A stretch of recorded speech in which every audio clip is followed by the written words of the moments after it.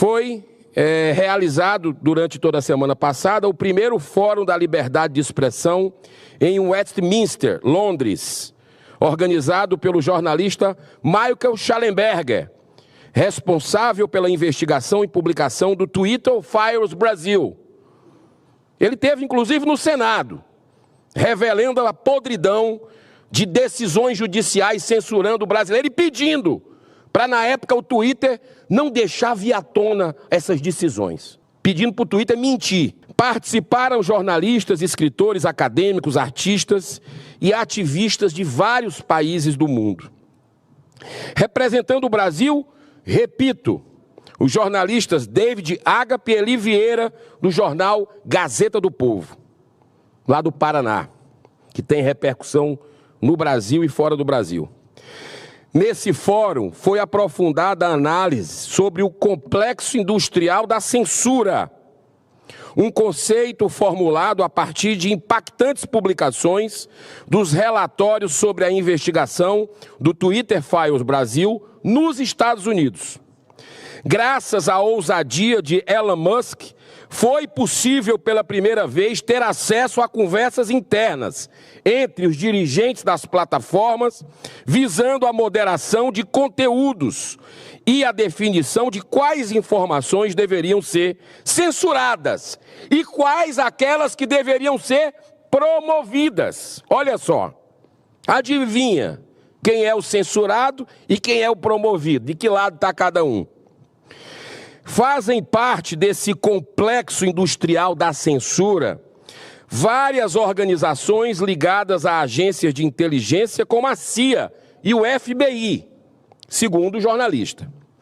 Algumas ONGs internacionais como a Open Society, financiada pelo bilionário George Soros, e a Luminate, de Pierre Omidyar, além de outras mais antigas como a Ford Foundation. Um dos casos mais notórios foi o do laptop de Hunter Biden, filho do presidente Joe Biden. O jornal New York Post publicou em 2020 uma reportagem sobre o tráfico de influência com empresas ucranianas. Documentos internos revelados pelo Twitter Files mostraram que o FBI conseguiu influenciar diretamente a supressão das informações sobre o caso do laptop.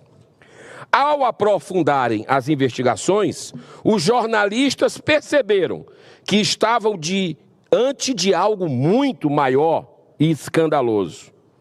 Uma vasta rede de interação entre governos, ONGs, grandes empresas de tecnologia e instituições acadêmicas, com o objetivo de monitorar as redes sociais, controlando as narrativas e silenciando as vozes dissidentes. O complexo industrial da censura utiliza, inclusive, métodos de manipulação psicológica desenvolvidos pelas Forças Armadas dos Estados Unidos durante a Guerra ao Terror, através de ferramentas tecnológicas sofisticadas, incluindo agora a inteligência artificial. Em todo o mundo, a estratégia para a aplicação da censura é, abro aspas, o combate à desinformação e ao, abro aspas, discurso de ódio. Ao invés de avançar com a democracia em ditaduras como a China, esse complexo industrial de censura adota critérios e práticas chinesas de controle rigoroso da comunicação, ou seja, faz o mesmo. No Brasil, o complexo industrial da censura opera principalmente através do STF e do TSE, em sintonia com os interesses do atual governo Lula, que implantou no âmbito da SECOM o Departamento de Promoção da Liberdade de Expressão e, no âmbito da AGU, a Procuradoria Nacional da Defesa da Democracia.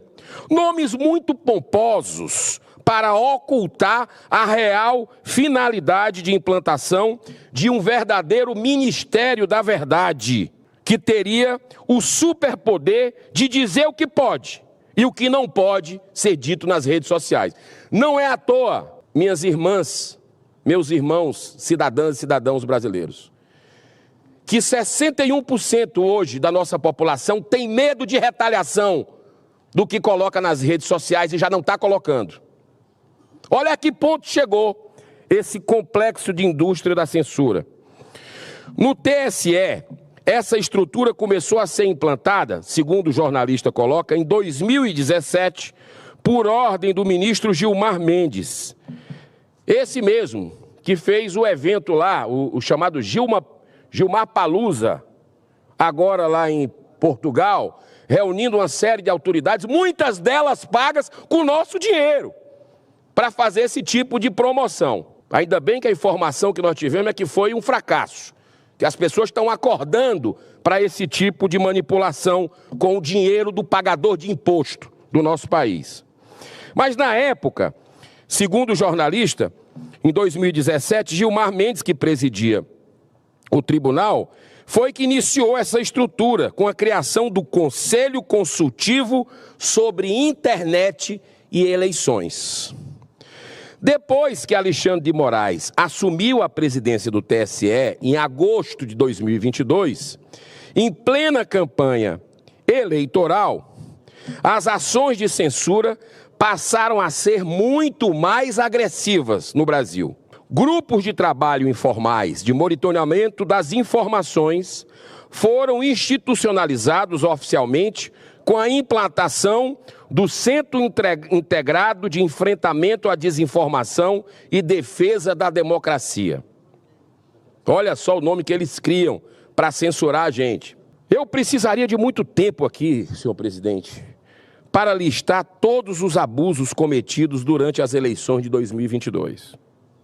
Um dia essa verdade vai vir à tona com toda a força, mas nós vamos estar tocando sempre nessa tecla, porque é uma mancha na história desse país, onde o TSE funcionou em 2022 como um verdadeiro partido político, beneficiando exclusivamente a campanha do presidente, da época do ex-presidente que tentava voltar à presidência, Lula. Em virtude do tempo, vou lembrar de apenas um dos episódios quando o TSE decidiu, pela censura prévia, proibindo o lançamento de um documentário feito pelo Brasil Paralelo, intitulado Quem Mandou Matar Bolsonaro. Lembra desse episódio? Que a Carmen Lúcia, a ministra Carmen Lúcia, diz, não, isso aqui é uma vergonha, não pode, cala a boca, já morreu, não sei o quê. Mas, tipo assim, vamos deixar.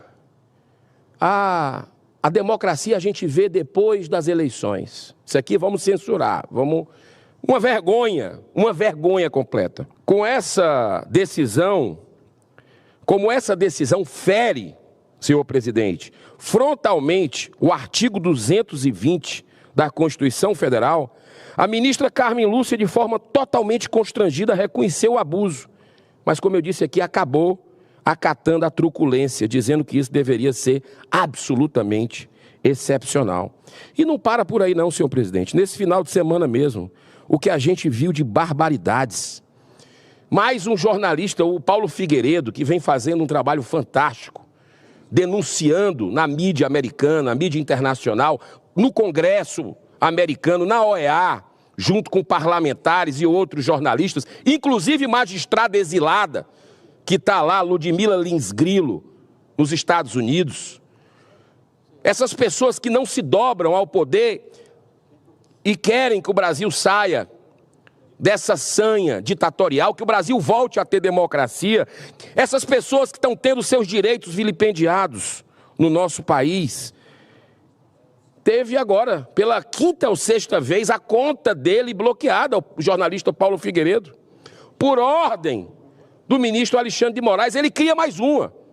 É a desobediência civil, como dizia Martin Luther King Jr., grande pacifista e humanista. Uma coisa que não está na Constituição. Se mandar calar, tirar a rede social, como temos hoje cidadãos, cidadãs, empreendedores como Luciano Hang, com mais de 10 milhões de seguidores, continua sem poder contactar. É um zumbi nas redes sociais, ninguém consegue ouvir a opinião dele. Desde as eleições ele está proibido de falar. Isso é democracia? Vamos combinar. Isso é ditadura.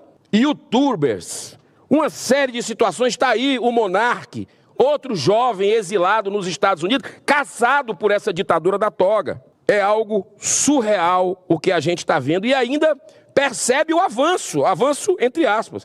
O STF fazendo uma mega licitação aí para contratar uma empresa para monitorar os brasileiros, as opiniões dos brasileiros, as críticas a ministros do Supremo que se acham os donos do Brasil, graças à omissão dessa casa. Nesse fórum de Westminster, foi apresentado um painel com o título, abro aspas, quem financia a censura no Brasil? São várias fontes, segundo o jornalista David Agape.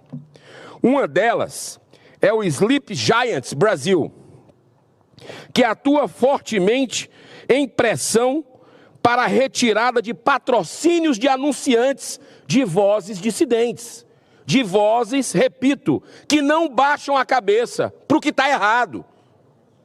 Vozes que têm a sua legitimidade numa democracia de criticar quem quer que seja. O Sleep Giants vai lá e começa a caçar os patrocinadores e a cancelar, é a palavra. Muito obrigado, senador Stives. É isso mesmo, essa palavra é o cancelamento. E aí muita gente fica receoso com o resultado e tal, vou deixar de anunciar num veículo ou numa instituição, porque o sistema não quer. Pode um negócio desse? Isso é democracia? Em 2022 e 2023, o Sleep Giants Brasil recebeu, atenção Brasil, atenção, olha quanto eles receberam, 2,5 milhões de reais da Ford Foundation e da Open Society do George Soros, segundo o jornalista David Agape no seu artigo. Outra é o Instituto Vero, fundado pelo youtuber Felipe Neto, que recebeu 1,4 milhão de reais da Open Society, do bilionário George Soros, em 2021, para colaborar com o TCE no que eles chamam de combate à desinformação. Não! É para cancelar quem não é do sistema. É para cancelar quem critica. E é sempre os conservadores que perdem nessa caçada implacável desse sistema carcomido que existe no Brasil. Mas é aquela velha história, água mole em pedra dura, tanto bate até que fura. Graças a Deus, temos jornalistas como esse, temos cidadãos, cada vez eu vejo mais brasileiro nas ruas, nas feiras, nos mercados, indignados com o que a gente está vendo no Brasil, e tem parlamentares também que não vão se dobrar. Custe o que custar. Não vamos baixar a cabeça para esse tipo de coisa que está errado. Se nós estamos aqui, nós temos um compromisso com a sociedade e não com um projeto de poder. Ao todo, senhor presidente, entre 2021 e 2022, a Open Society transferiu cerca de 42 milhões de dólares para várias organizações brasileiras.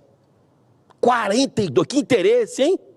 Que interesse aqui no Brasil, o que é? Para quê? Para aborto? Para droga? Vamos ver agora. Muitas dessas organizações se dedicam ao lobby para a legalização do assassinato de crianças e das drogas, como a nada inofensiva droga da maconha no Brasil.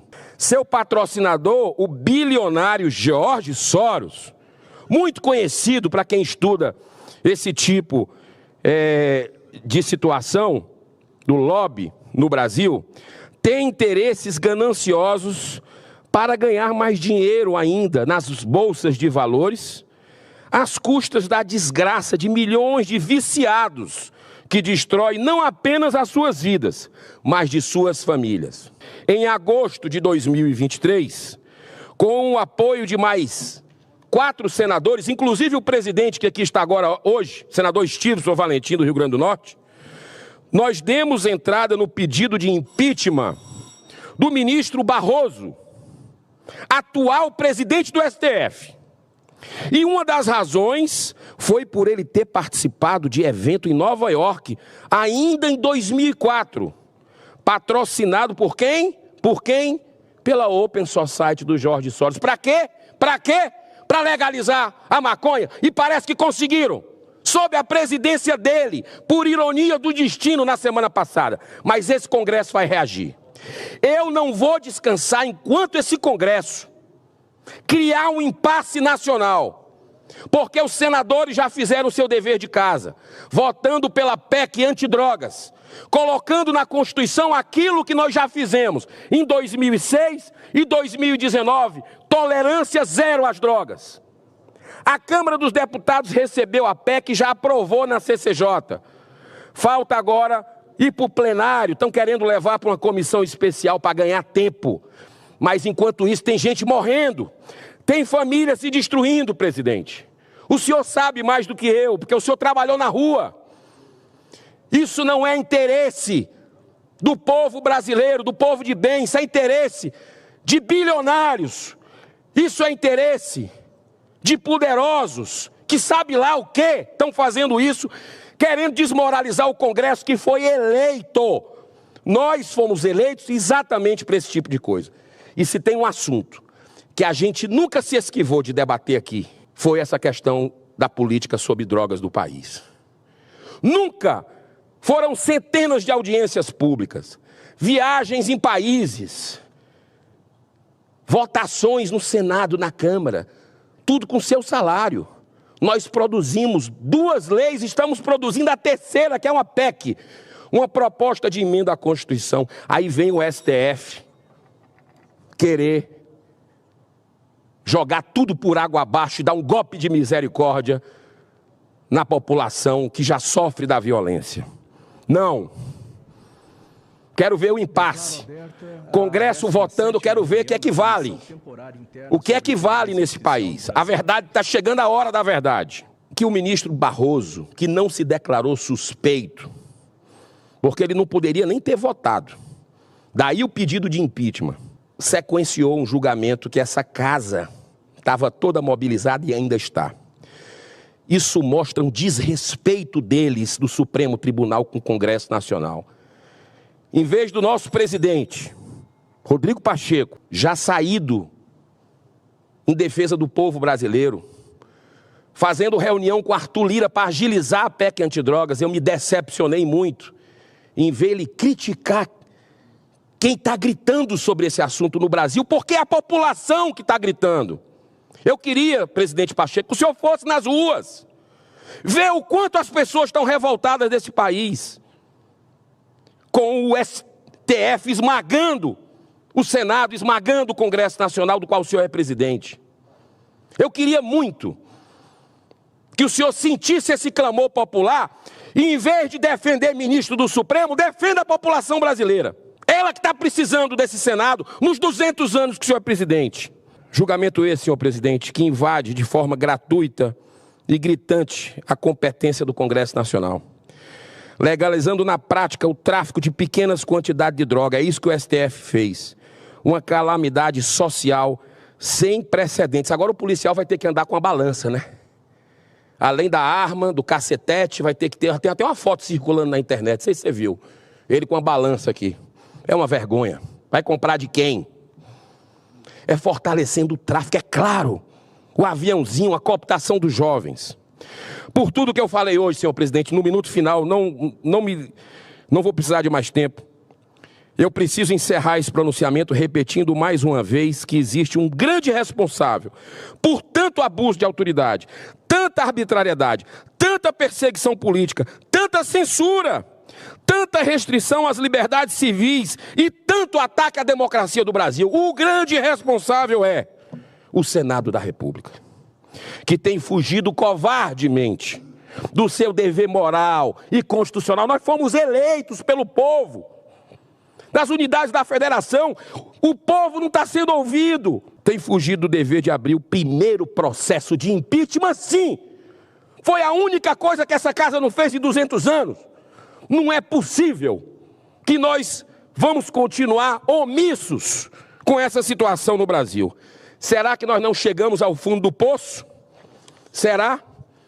Amanhã eu vou falar sobre presos políticos aqui. Uma vergonha o que está acontecendo. Vou visitar daqui a pouco Silvinei Vasquez, ex-diretor da PRF. 11 meses preso, sem qualquer justificativa. Mais um dos 2.000 presos políticos.